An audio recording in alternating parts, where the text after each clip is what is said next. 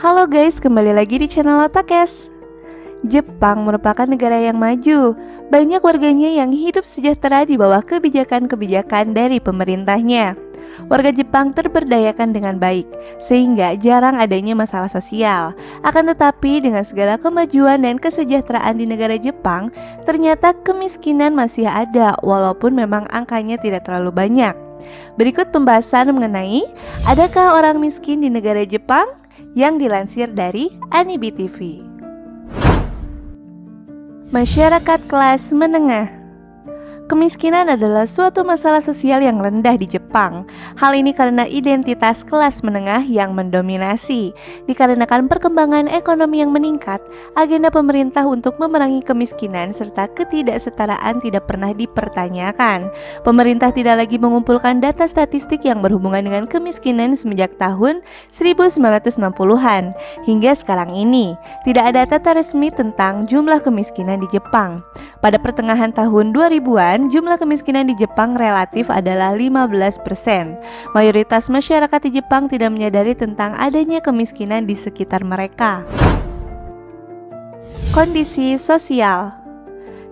Seperti halnya kondisi di Indonesia, di Jepang juga terdapat para tunawisma yang meminta-minta. Setiap malam ada tunawisma yang tidur di ruang terbuka seperti di depan stasiun, depan toko, trotoar, tempat duduk di taman, dan ada juga yang mendirikan tenda di taman atau gang kecil.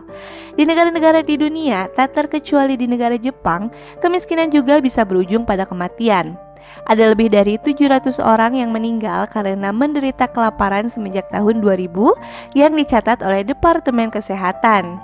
Ada juga cerita tentang sepasang kakak beradik perempuan yang usianya sekitar 40 tahun, salah satunya menderita cacat mental. Mereka ditemukan meninggal dunia karena kedinginan di kota Hokkaido. Kondisi ekonomi Jepang pada masa COVID-19. Jepang memiliki tingkat pengangguran di bawah 3%, namun masih ada kelompok yang rentan dengan dampak COVID-19. Ada sekitar 40% pekerja yang memiliki pekerjaan tidak tetap dan rentan terhadap kontrak kerja yang mudah diputus, serta upah yang rendah. Banyak juga orang yang kesulitan untuk mendapatkan akses kesejahteraan. Salah satu contoh dari dampak COVID-19 terhadap kemiskinan dialami oleh salah satu warga yang bernama Yuichiro.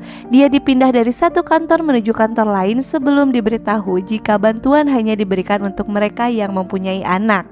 Namun, banyak orang dewasa yang tidak makan, ungkap Yuichiro. Ada lebih dari 10 juta warga Jepang yang hidup dengan pendapatan kurang dari 19.000 USD per tahun. Selain itu, 1 dari 6 orang yang hidup di sana berada dalam kemiskinan dengan pendapatan yang kurang dari setengah gaji rata-rata nasional. Ekonom mengatakan bahwa sekitar setengah juta dari masyarakat Jepang kehilangan mata pencaharian mereka dalam 6 bulan terakhir. Saya tahu pasti warga kelas menengah akan mengalami keruntuhan, ungkap Kenji Seino, pemimpin kelompok bantuan Nirlaba Tenohashi. Wah, ternyata dampak dari COVID-19 juga terjadi di negara maju ya. Sampai-sampai kenaikan pengangguran di Jepang bertambah 1%. Tapi buat negara maju, pertambah 1% itu sangat besar ya guys. Jangan dianggap enteng, karena sampai angka kasus bunuh diri pun meningkat. Mau negara maju, negara berkembang, pasti selalu ada ujian dan cobaannya. Jadi jangan membanding-bandingkan ya guys, karena semua sudah ada porsinya masing-masing. Yang terpenting adalah kita selalu berusaha untuk lebih baik di setiap harinya. Gimana nih guys tanggapan kalian tentang pembahasan kali ini? Tulis di kolom komentar ya. Dan sampai ketemu lagi di video berikutnya. Jamatane, bye bye.